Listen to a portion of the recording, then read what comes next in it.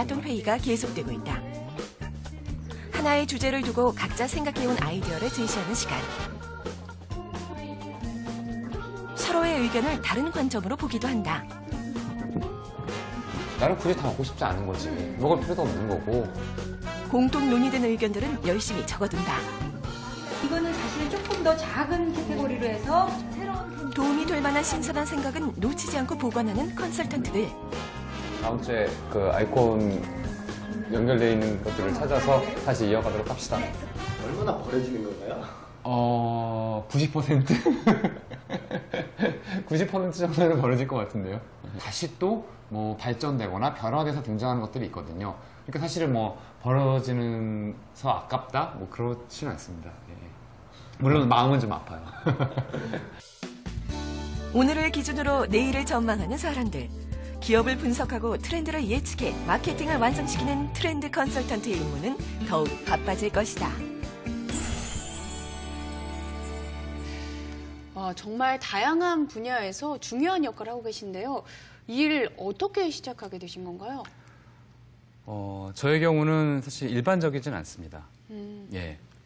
보통의 경우라면 패션이나 디자인, 뭐 아니면 예술 관련, 그리고 디자인 경영, 뭐 이런 쪽에서 공부를 하고 기업에서 관련 일을 하던 사람들이 실무를 진행하다 보면 정보가 너무 부족하다. 그런데 정보를 얻을 수 있는 그 출처들이나 방법들은 너무 한정돼 있어서 답답하다. 이런 것들을 많이 만들 수 있으면 좋을 텐데 난 그거 잘할 수 있을 건데 이렇게 생각하는 분들이 이제 트렌드 컨설턴트 분석 쪽으로 이제 보통은 오고요. 저 같은 경우는 이제 기자 생활을 좀 많이 했어요. 그래서 패션 기자, 뭐 IT 기자, 뭐 경제 쪽 기자. 그러다 보니까 여러 가지 것들에 대해서 공통적인 점들이 이제 되게 많이 보이는 거죠. 사실 패션과 부동산이 아무런 상관도 없을 것 같지만 그렇지 않거든요.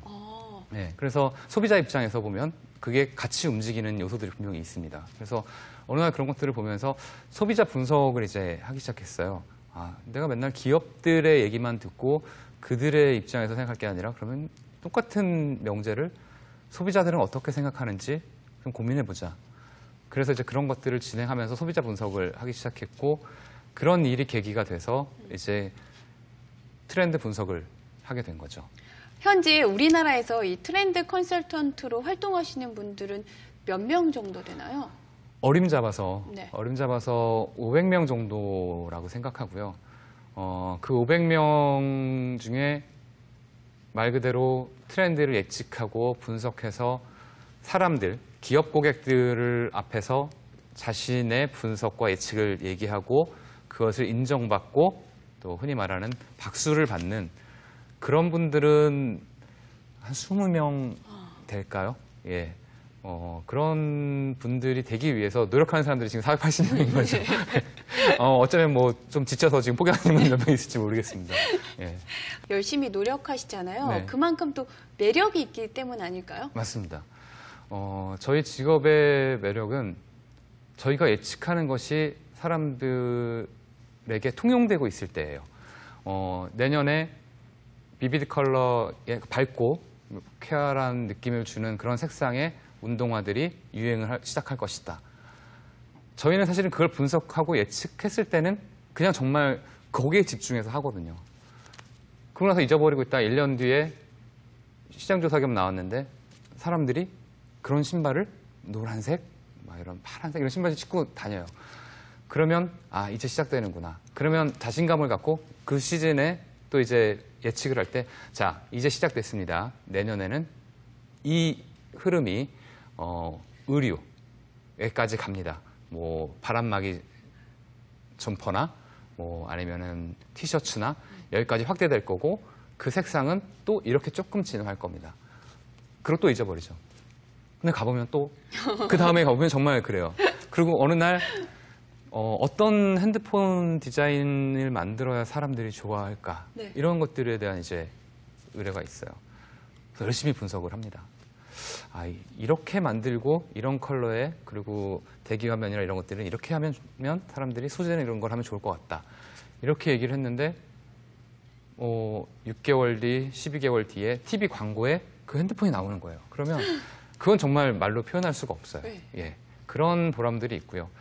그리고 가장 큰 보람은 그런 보람을 통해서 나의 스스로에 대한 존재감, 만족감 이런 것들이 가장 큰 보람이 아닐까 싶습니다. 내 예측이 맞아서 사람들이 사용하면 정말 뿌듯할 것 같은데요. 그럼요. 이 트렌드 컨설턴트가 되는 방법, 길 좀 알려주세요. 정말 어려운 것 같아요. 사실 저희도 인력을 채용을 할 때 고생을 정말 많이 해요. 지금도 너무 어렵습니다. 적절하다고 판단할 수 있는 기본 그 인력의 저희가 풀이라고 얘기를 하죠. 그 인력들이 모여있는 그런 규모가 너무 작아서.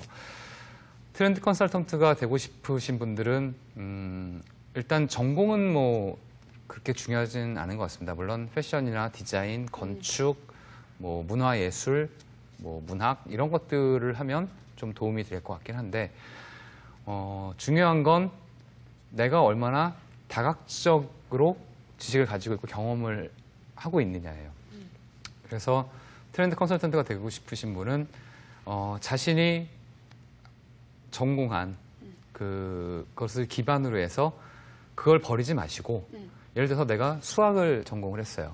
그러면 수학의 입장에서 바라보는 패션은 어떤 건지, 수학의 입장에서 바라보는 디자인은 어떤 것인지, 수학에서 바라보는 자동차는 어떤 것인지, 그러니까 이런 것들로 비교해서 뭐 문학에서는 그런 이제 비교 문학이라는 장르가 있는데 비교해서 이해하고 그리고 그런 것들을 정리하는 습관들 이런 것들을 갖추는 게 되게 중요하고요. 그리고